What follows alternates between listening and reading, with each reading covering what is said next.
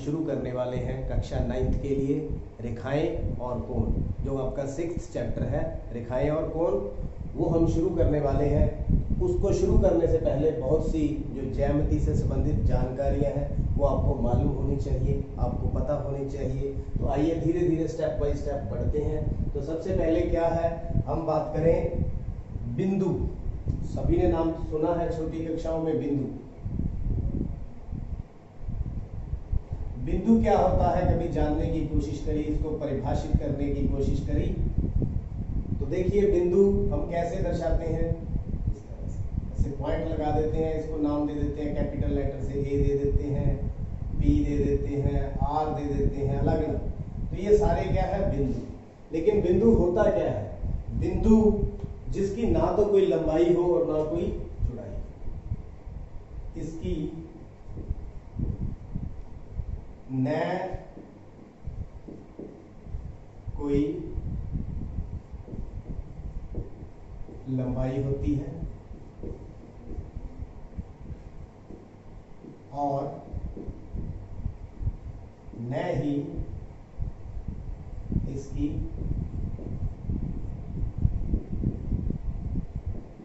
चौड़ाई, या यूं कहे भी जिसकी ना कोई लंबाई ना कोई चौड़ाई हो उसे बिंदु कहते हैं। इसे कैपिटल लेटर के द्वारा प्रदर्शित किया जाता है, लिखा जाता है, और ऐसे हम लगा देते हैं।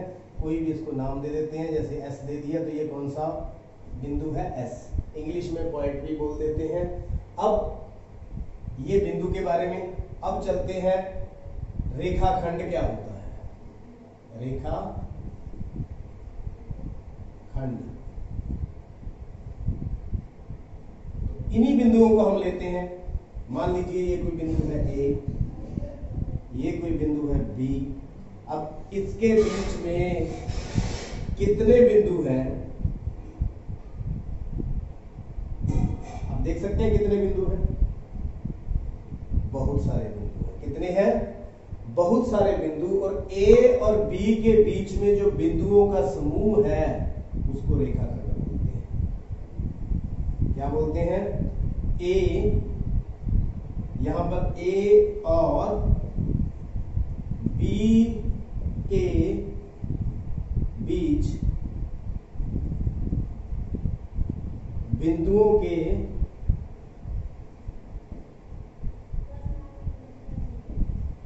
समूह को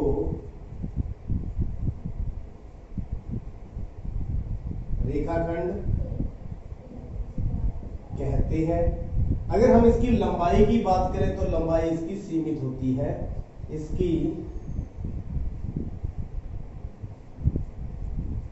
लंबाई सीमित कह सकते हो या निश्चित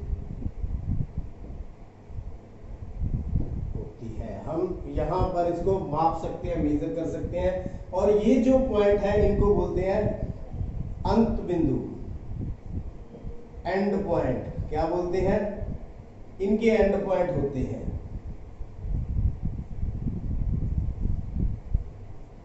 मेरे ख्याल में क्लियर हो गया। ये दो बिंदुओं के बीच जो बिंदुओं का समूह है और एक रेखा इनको जोड़ती है, और उसको क्या बोलते हैं, ये इसकी सीमित लंबाई होती है, उसको रेखा खंड बोलते हैं। तो आइए इसी को हम थोड़ा और आगे लेकर के जाएं। तो फिर रेखा क्या होती है, तो फिर रेखा क्या होती है और किरण क्या होती है, तीनों का कॉन्सेप्ट आपको क्लियर होना चाहिए। रेखा खंड, रेखा और किरण। तो ये देखिए, ये कोई बिंदु ए है, ये कोई बिंदु बी है। यहां हम चलते जाए सीधी रेखा में बी तक पहुंच गए। अगर हम इसको और बढ़ा दें आगे तक, बढ़ाते चले जाएं, बढ़ाते चले जाएं और अनंत तक बढ़ाते चले जाएं, और एरो यहां पर क्या शो करता है भी, ये जो है बिंदुओं का समूह ये रुक नहीं रहा, ये आगे ही चलता जा रहा है। और इसकी लंबाई कितनी है हमें पता नहीं है, अनंत है। क्या है, अनंत। और ये इसका क्या है, अंत बिंदु।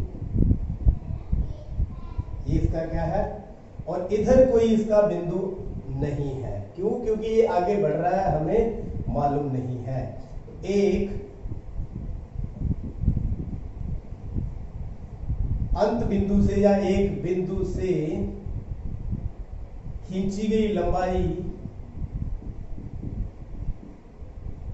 अनंत लंबाई या अनंत तक बिंदुओं का समूह, बिंदुओं का जो समूह है उसे हम क्या कहते हैं? किरण कहते हैं। क्या बोलते हैं? किरण कहते हैं।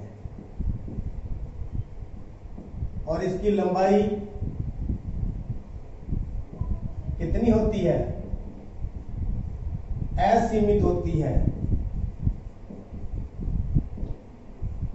असीमित मतलब हमें नहीं मालूम, या यूं कहें भी अनंत होती है, या यूं कहें निश्चित नहीं होती। निश्चित नहीं। तो मेरे ख्याल में आपको क्लियर हो गया ये मैंने क्या दर्शाया है यहां पर। यहां तो एक तरफ तो अंत बिंदु है, दूसरी तरफ कोई हमें पता नहीं है, इसको क्या बोलते हैं? किरण। क्या बोलते हैं? किरण। अब बारी आती है रेखा। अब ये देखिए, ये था हमारा बिंदु ए, ये था बी। अब ये हमने आगे बढ़ा दिया था, इसी तरह इधर भी आगे बढ़ा दें तो एरो क्या शो कर रहा है कि दोनों के कहीं भी बिंदु निश्चित नहीं है। तो यह एक अनंत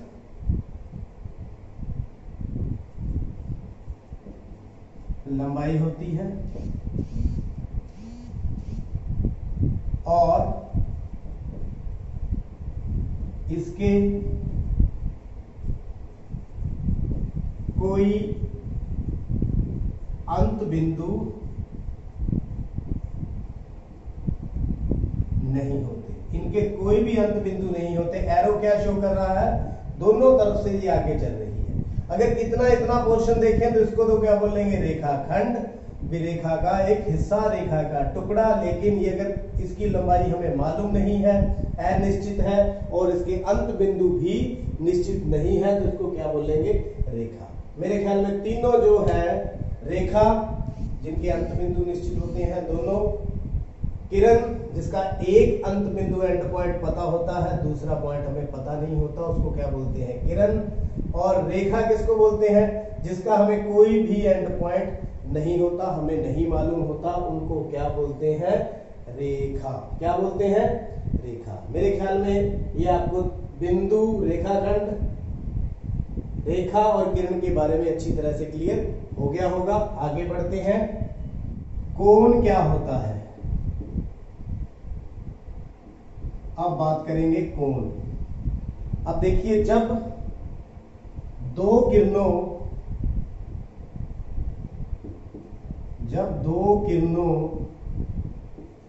या किरणें, दो किरणों एक अंत बिंदु से प्रारंभ होती है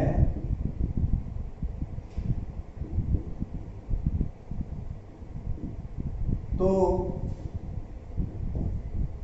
कोण बनता है। तो क्या है? कोण बनता है। जैसे यहां पर देखिए, ये एक बिंदु है और ये एक किरण है। ये बिंदु फिक्स कर दिया ए, ये भी एक किरण है। तो ये इन्होंने क्या बना दिया यहां पर? कोण। क्या बना दिया?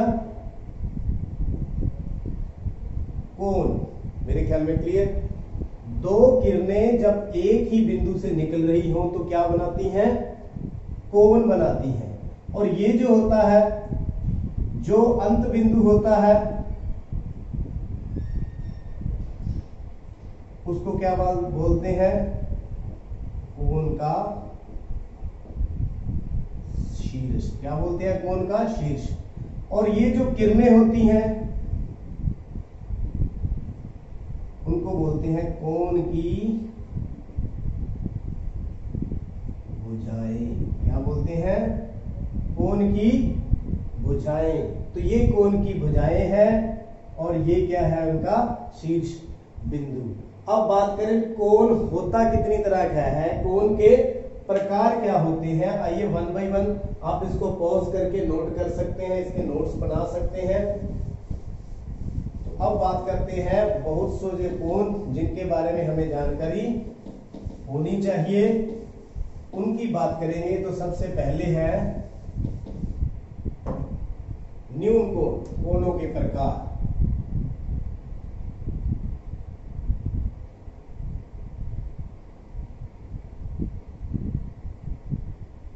सबसे पहले न्यून कोण।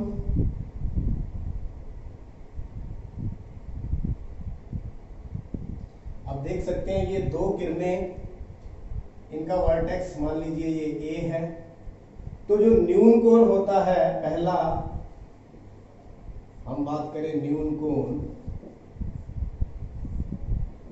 जो इसका माप है 0 से बड़ा वह 90 डिग्री से छोटा होता है। न्यून कोण के बारे में क्लियर हो गया। और इस तरह से ये देखिए ये 0 से बड़ा है और 90 से छोटा है। अब आते हैं आगे समकोण। क्या बात करते हैं, समकोण। समकोण इस तरह से दिखाते हैं जब दोनों किरणें क्या हो, परपेंडिकुलर हो। और यहां हम एक स्क्वायर बॉक्स के द्वारा इसको हम शो करते हैं, बॉक्स के द्वारा। और ये होता है समकोण और ये कोण कितना होता है 90 डिग्री का। मतलब 90 डिग्री का कोण क्या कहलाता है, समकोण।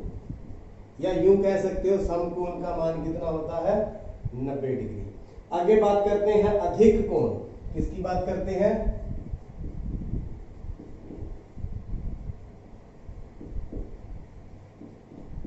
अधिक कोण। तो अधिक कोण इस तरह से दिखा सकते हैं हम। ये जो जानकारियां हैं ये बहुत ही महत्वपूर्ण है। अब जो अधिक कोण होता है इसका मान 90 डिग्री से अधिक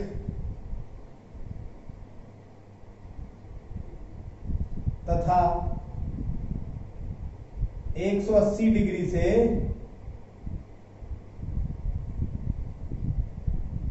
कम होता है। मेरे ख्याल में क्लियर। वो कोण जिसका मान 90 डिग्री से अधिक हो और 180 डिग्री से कम हो, ऐसे को हम क्या बोलते हैं, अधिक कोण। आगे चलते हैं।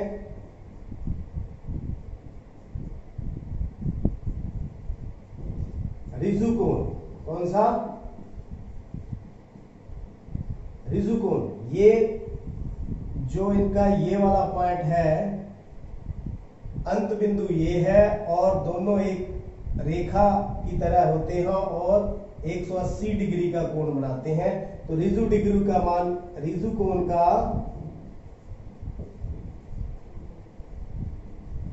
मान कितना होता है 180 डिग्री। कितना होता है 180 डिग्री वाले कोण को कौन सा कोण बोलते हैं, रिजु कोण। तो मेरे ख्याल में धीरे धीरे क्लियर होता जा रहा है। अब इसके से आगे और बढ़ते हैं।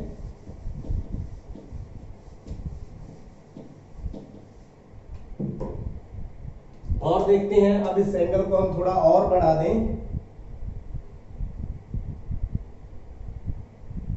तो फिर ये वाला कोण, बाहर वाला कोण, ये इसका ये वाला पॉइंट, तो ये वाला कोण कौन सा होगा, ये होता है प्रतिवर्ती कोण। क्या होता है,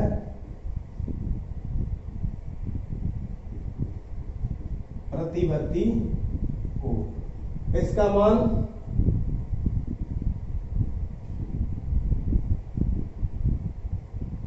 180 डिग्री से अधिक तथा 360 डिग्री से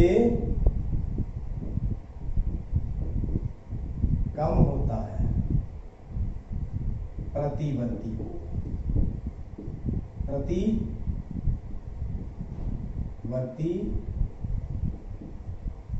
कोण। क्लियर हो रहा है? और आगे बढ़े, संपूर्ण कोण। कौन सा? संपूर्ण कोण। ये आपके पास लाइन है और यहां से एंगल घूमता हुआ यहीं दूसरी लाइन भी इसके ऊपर ही आ गई, तो ये पूरा कोण कितना बन जाएगा? 360 डिग्री। तो इसको क्या बोलते हैं? संपूर्ण कोण। इसका मान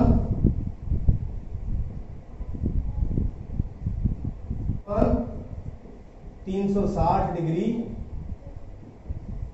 होता है। तो मेरे ख्याल में कोण किसे कहते हैं और कोण कितनी तरह के हैं? न्यून कोण, समकोण, अधिक कोण, ऋजु कोण, प्रतिवर्ती कोण और संपूर्ण कोण। तो आइए इसके बाद कुछ और जानकारियां जो एक्सरसाइज के लिए हमें बहुत जरूरी है उनको देखते हैं।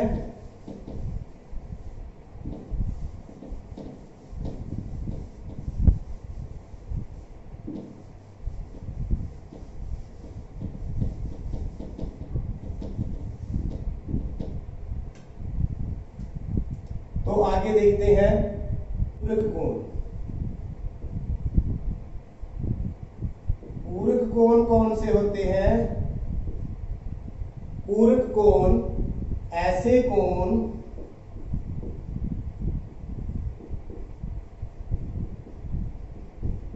जिनका योगफल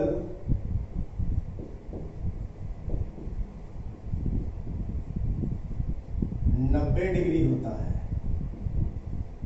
मान लीजिए दो कोण है, एक्स है और एक वाई है, दोनों का कोण कितना होता है? 90 डिग्री।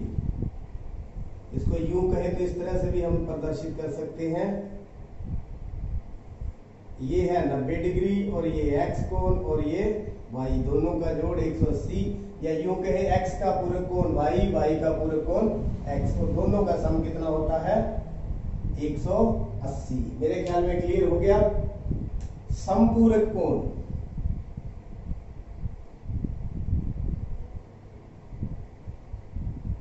ऐसे कोण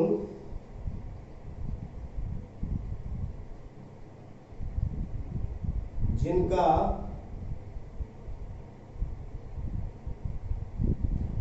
योगफल 180 डिग्री होता है। जैसे मान लीजिए एक कोण x है, दूसरा y, तो दोनों का सम कितना होता है? y, और x और y दोनों क्या है? संपूरक कोण। कौन से कोण है? संपूरक कोण। अब आगे और बढ़ते हैं। आसन कोण। कौन से कोण? आसन कोण। वर्ड से कुछ समझ आ रहा है? आसन, आसन का मतलब आसन, साथ साथ। पड़ोसी कोण। कौन से? पड़ोसी। मान लीजिए ये है ए बी सी डी, ये दो कोण है, देख रहे हो? यहां पर एक ये वाला कोण और एक ये वाला कोण। तो देखिए ये दोनों पड़ोसी हैं एक दूसरे की, तो आसन कोण कौन से हुए? यहां पर आसन कोण हुए एक तो ए बी डी और डी बी सी। आसन का मतलब पड़ोसी, साथ साथ, और जिनकी जो एक किरण है उभयनिष्ठ हो, जिनकी एक भुजा उभयनिष्ठ मतलब सांझी हो। क्या हो? सांझी हो। तो मेरे ख्याल में आसन कोण, पड़ोसी कोण जिनकी एक भुजा क्या हो? सांझी हो, उनके बोलते हैं। आगे चलते हैं। रैखिक युग्म।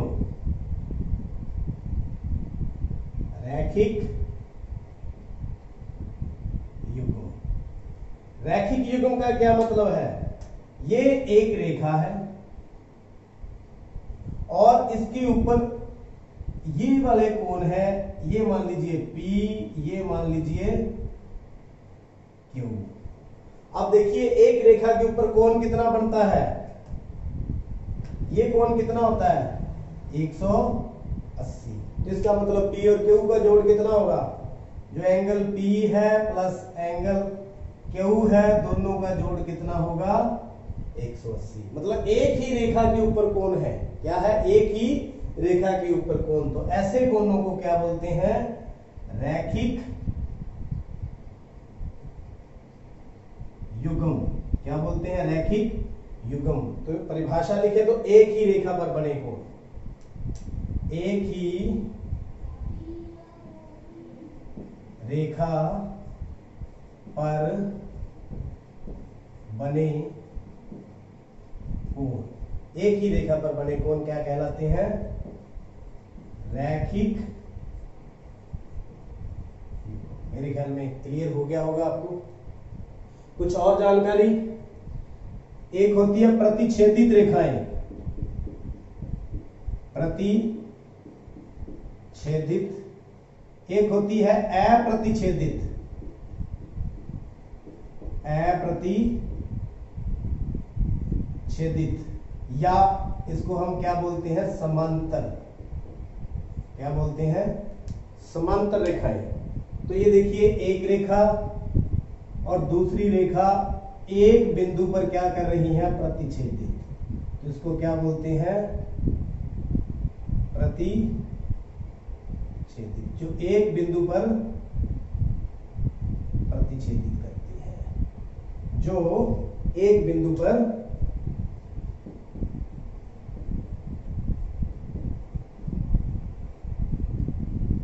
प्रतिच्छेदित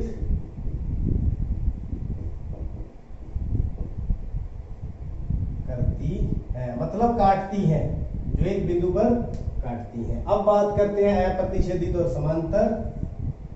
ये देखिए एक रेखा है, ये दूसरी रेखा है, इसको मैं L लिख देता हूं, इसको मैं N, और इसको क्या बोलेंगे, समांतर या अप्रतिच्छेदित, समांतर या अप्रतिच्छेदित। तो वे रेखाएं जो कभी प्रतिच्छेद नहीं करती, वे रेखाएं जो कभी भी किसी बिंदु पर नहीं मिलती,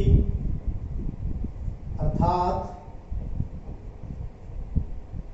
प्रतिच्छेदित नहीं करती, अर्थात प्रतिच्छेदित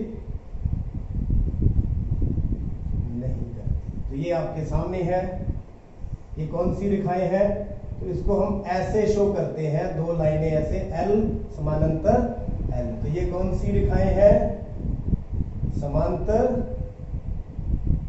रेखाएं। तो उम्मीद करता हूं ये जो जानकारी है आप इसको कॉपी पर नोट करेंगे और ध्यान से देखेंगे, वीडियो को पॉज करके इनको नोट भी करेंगे, और बड़ी कक्षाओं में इनका इस्तेमाल होने वाला है। तो आज ही ध्यान कर लें। तो देखने के लिए बहुत बहुत आपका